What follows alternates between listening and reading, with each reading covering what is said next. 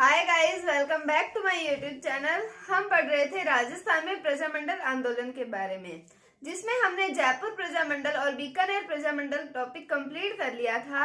आज हम एक नए प्रजामंडल को पढ़ते हैं जो है मेवाड़ प्रजामंडल। तो चलिए शुरू करते हैं।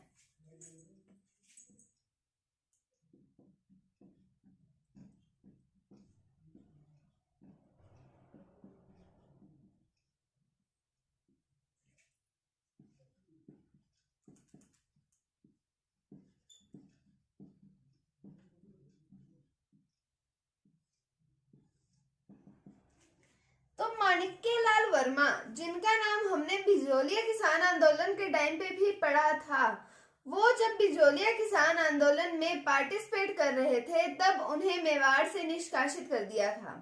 मेवाड़ से निष्कासित कर दिया तो वो चले गए थे अजमेर। अजमेर जाकर उन्होंने वहां पर लोगों में राजनीतिक जागृति उत्पन्न करने का कार्य किया था। ये जो माणिक्यलाल वर्मा है, ये बिजोलिया किसान आंदोलन में भी इम्पोर्टेंट थे और यहाँ पर हम पढ़ रहे हैं मेवाड़ प्रजामंडल, यहाँ पर भी इम्पोर्टेंट पर्सन के रूप में इनको पढ़ा जाएगा। कौन है? माणिक्यलाल वर्मा। तो माणिक्यलाल वर्मा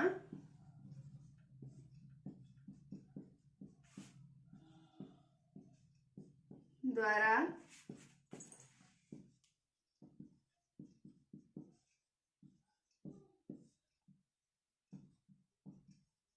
बिजोलिया किसान आंदोलन में भाग लेने के कारण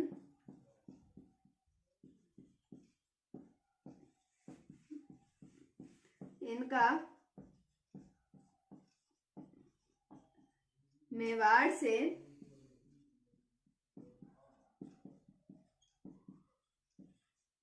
निष्कासन हो गया था और निष्कासन के बाद ये चले गए अजमेर।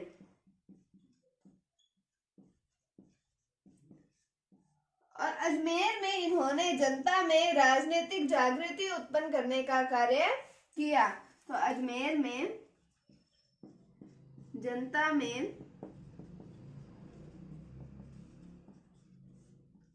राजनीतिक जागृति उत्पन्न करने का कार्य किया।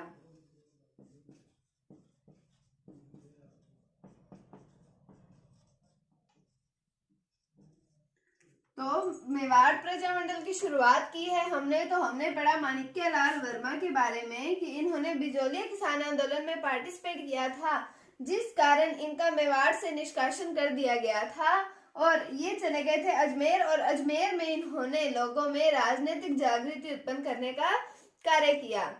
अब जब इनका निष्कासन समाप्त हो गया था, उस समय ये वापस लौट आते हैं, आ जाते हैं मेवाड़, यानी कि उदयपुर के अंदर ये वापस आ जाते हैं।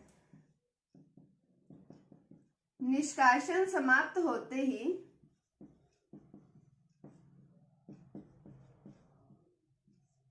ये आ जाते हैं मेवाड़, उदयपुर आ जाते हैं और यहाँ पर ये प्रजामंडल आंदोलनों में भाग लेते हैं, प्रजामंडल की स्थापना करवाते हैं। तो अब हम पढ़ते हैं मेवाड़ प्रजामंडल की स्थापना के बारे में।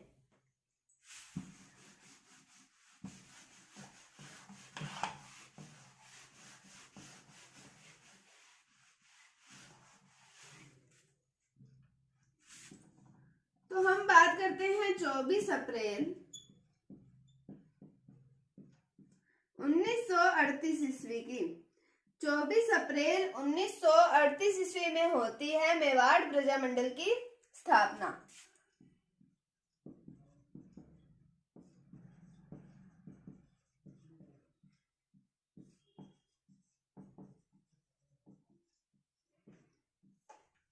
अब मेवाड़ प्रजामंडल की होगी स्थापना और अब इसमें बनाए गए एक अध्यक्ष और एक महामंत्री, या हम जिसे नॉर्मल मंत्री कह सकते हैं, वो दो पद बनाए गए। एक बनाया गया अध्यक्ष का पद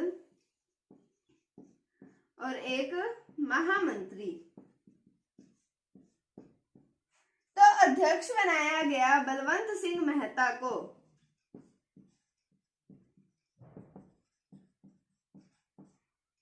और महामंत्री बनाया गया माणिक्यलाल वर्मा को।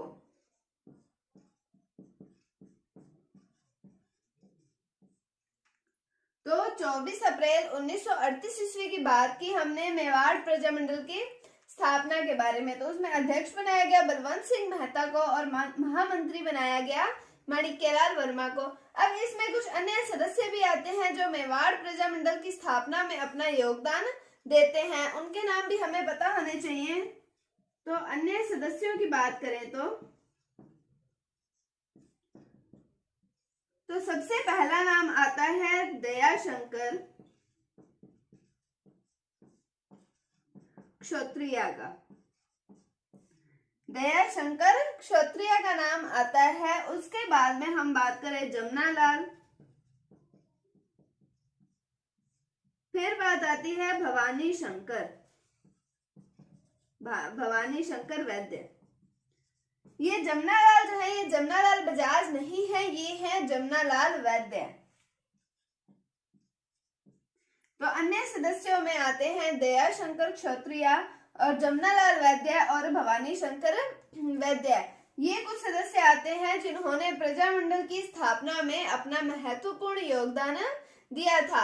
हम पढ़ रहे हैं मेवाड़ प्रजामंडल के बारे में। पहले हमने माणिक्यलाल वर्मा के बारे में पढ़ा कि उनको बिजोलिया किसान आंदोलन में भाग लेने के कारण निष्कासित कर दिया था मेवाड़ से।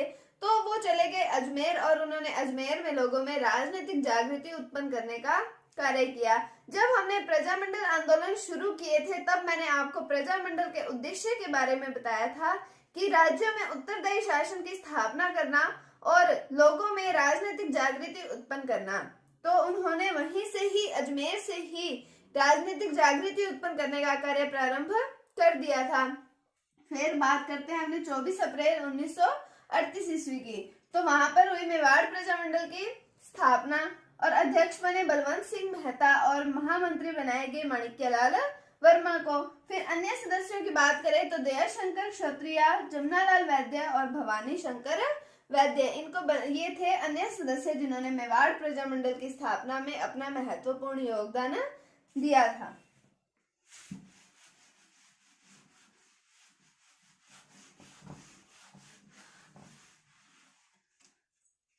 अब हम बात करते हैं 24 सितंबर 1938 ईस्वी को। 24 सितंबर 1938 ईस्वी को मेवाड़ के प्रधानमंत्री धर्मनारायण के द्वारा ये जो प्रजामंडल है इसको एक गैर कानूनी संस्था घोषित कर दिया जाता है। क्यों कर दिया जाता है? क्योंकि इसका पंजीकरण नहीं करवाया गया था। तो हम बात करें 24 सितंबर 1938 ईस्वी की मेवाड़ के प्रधानमंत्री।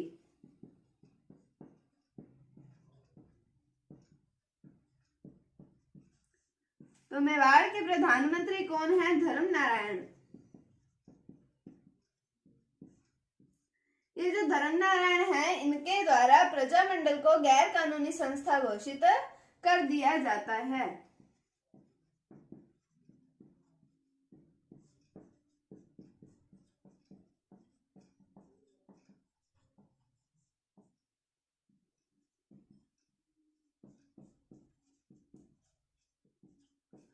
गैर कानूनी संस्था क्यों घोषित कर दिया जाता है? पंजीकरण के अभाव में।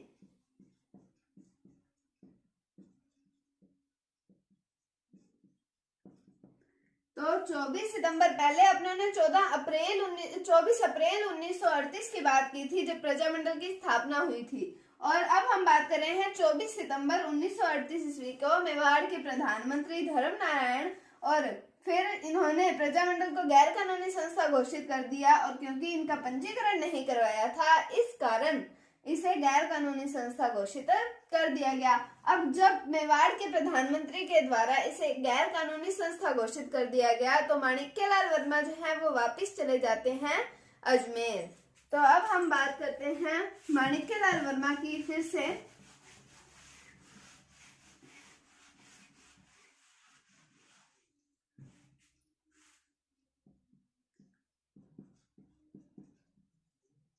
अब जो माणिक्यलाल वर्मा हैं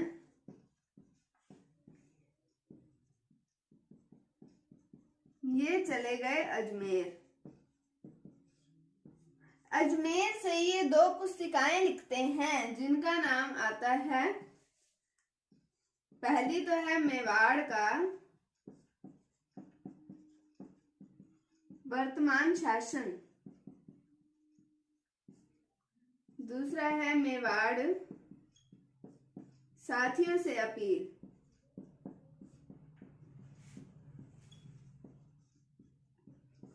मेवाड़ का वर्तमान शासन और मेवाड़ साथियों से अपील, ये दो पुस्तिकाएं लिखी जाती हैं माणिक्यलाल वर्मा के द्वारा अजमेर में। ये क्या है? ये पुस्तिकाएं हैं। इन पुस्तिकाओं में मेवाड़ में जनता पर हो रहे अत्याचारों के विरुद्ध लेख छापा और जनता में जागृति उत्पन्न करने का कार्य इन पुस्तिकाओं के माध्यम से किया गया था। तो हम ये कह सकते हैं कि मेवाड़ में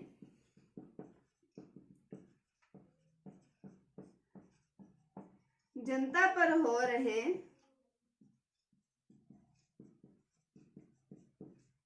अत्याचारों के विरुद्ध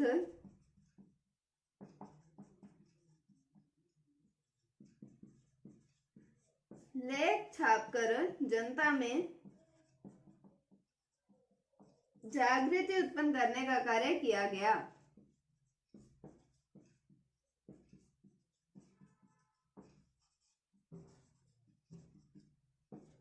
हमने बात की कि पहले तो इस संस्था को, जो मेवाड़ प्रजामंडल है, इसको गैर कानूनी संस्था घोषित कर दिया गया था पंजीकरण के अभाव में। तो माणिक्यलाल वर्मा चले गए अजमेर और अजमेर में इन्होंने दो पुस्तिकाएं छापी थी। एक तो मेवाड़ का वर्तमान शासन, दूसरा मेवाड़ साथियों से अपील, जिसमें इन्होंने मेवाड़ में जनता पर हो रहे अत्याचारों के विरुद्ध लेख छापे और जनता में जागृति उत्पन्न करने का कार्य किया था।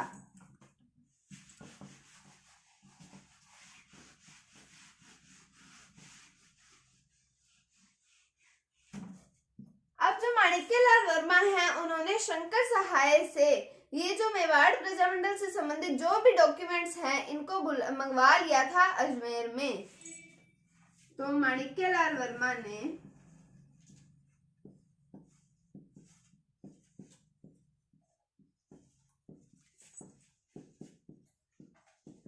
शंकर सहाय से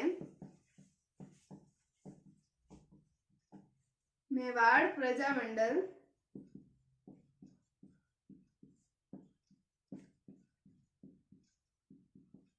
से संबंधित सभी कागजात